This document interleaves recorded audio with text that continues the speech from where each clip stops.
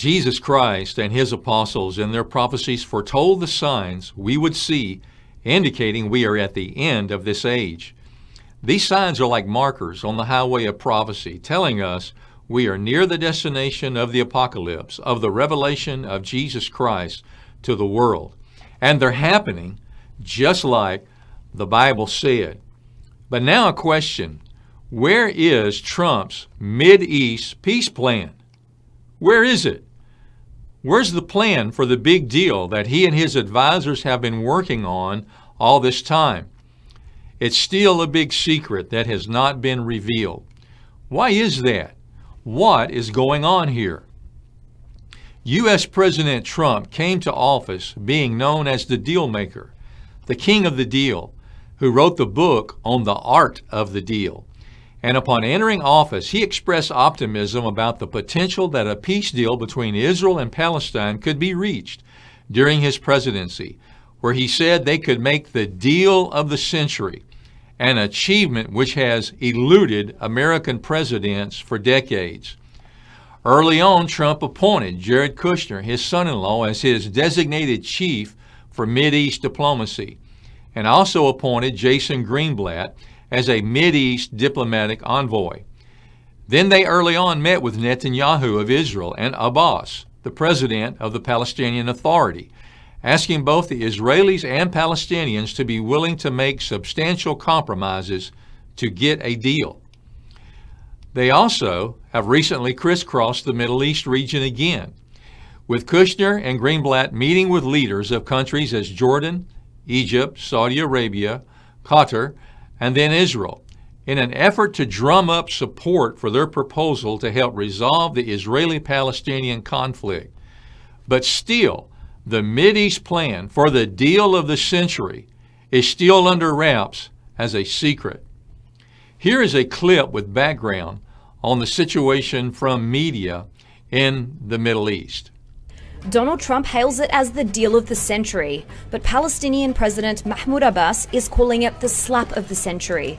It's the Middle East peace plan focused on the Israel-Palestine conflict, devised by Trump's son-in-law Jared Kushner, and it's already causing quite a stir.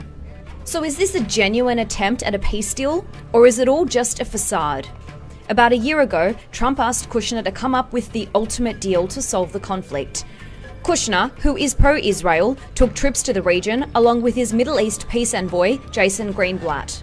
They visited several Arab countries, including Jordan, Saudi Arabia, Qatar, and Egypt, as well as Israel, to reportedly get their stamp of approval on the deal. Kushner has made his stance pretty clear to the Palestinians. The world has moved forward while you have been left behind. Don't allow your grandfather's conflict to determine your children's future. Palestinians say the US delegates didn't meet with any representative of the PA during their visit.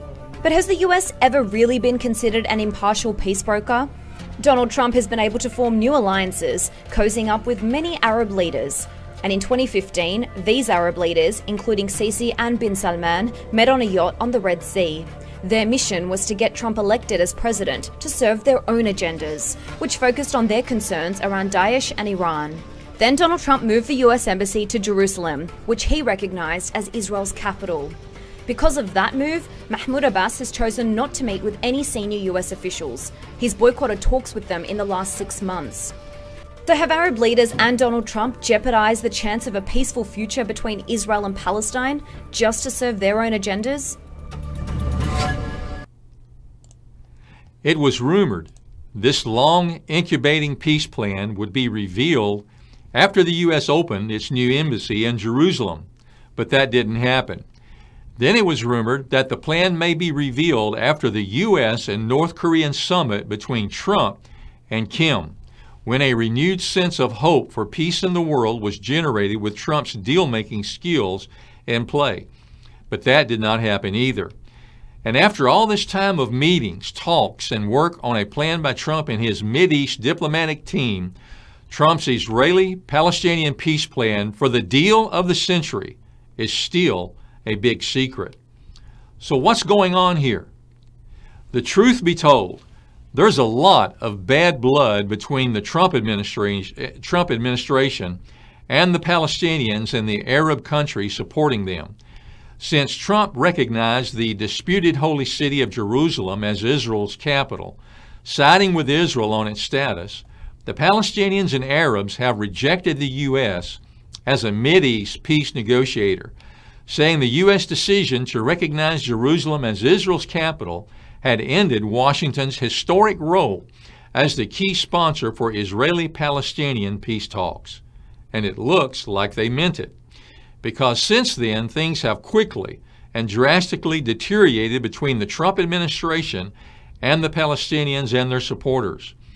The Palestinian Authority canceled all meetings between them and U.S. leaders and diplomats, and has refused to talk or meet with them again, marking a new low in ties. The Palestinian Authority also withdrew their diplomatic envoy from the U.S., while the U.S. also suspended financial aid to the Palestinians. And the only statements recently between the two have been, let's say, somewhat derogatory.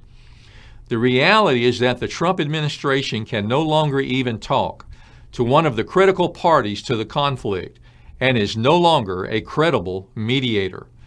And the reason that Trump's Mideast peace plan is still kept under wraps as a big secret is because there is no Arab support for it that would make it a success. And everyone knows that Mr. Trump hates making any other kind of splash than a big one, which he can trumpet as a success. And the Arab Muslim world now thinks that his plan is a non-starter, and that's why it hasn't seen the light of day. You see, any negotiator as a mediator between two parties must be viewed as neutral and balanced, working for the interests of both parties. And the reality is that from the Arab Muslim world's viewpoint, Mr. Trump and his administration have made it abundantly clear that they are not impartial. Therefore, any Trump administration peace plan would be expected as dead on arrival. Arab Muslims across the world view the U.S. recognition of the holy city of Jerusalem as Israel's capital as the U.S. taking a side and no longer being impartial. They no longer view Trump, the friend of Netanyahu in Israel, as someone they can trust. And the Palestinians have rejected any U.S.-sponsored peace plan or talks unless Washington compromises its recognition of Jerusalem as the capital of Israel, which no one can imagine Trump doing.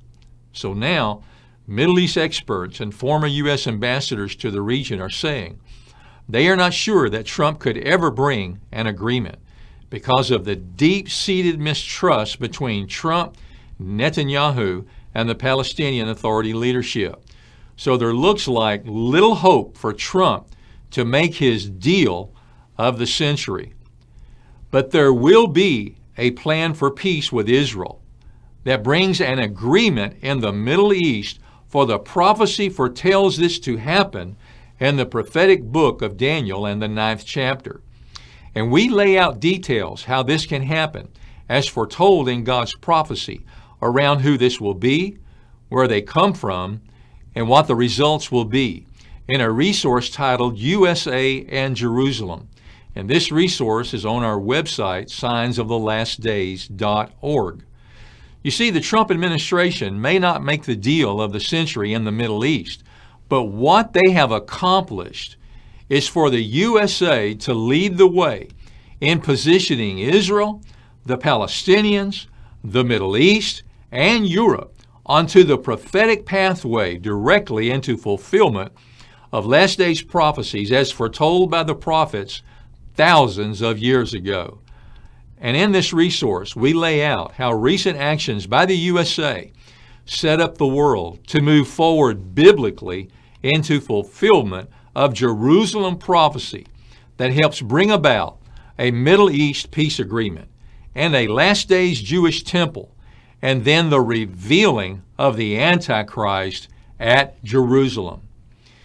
The end of this age, which the prophets called the latter time or last days, is drawing close, making it critically important to realize the signs of our times that connect with the prophecies of Holy Scripture. For the world, the last days will be the end time.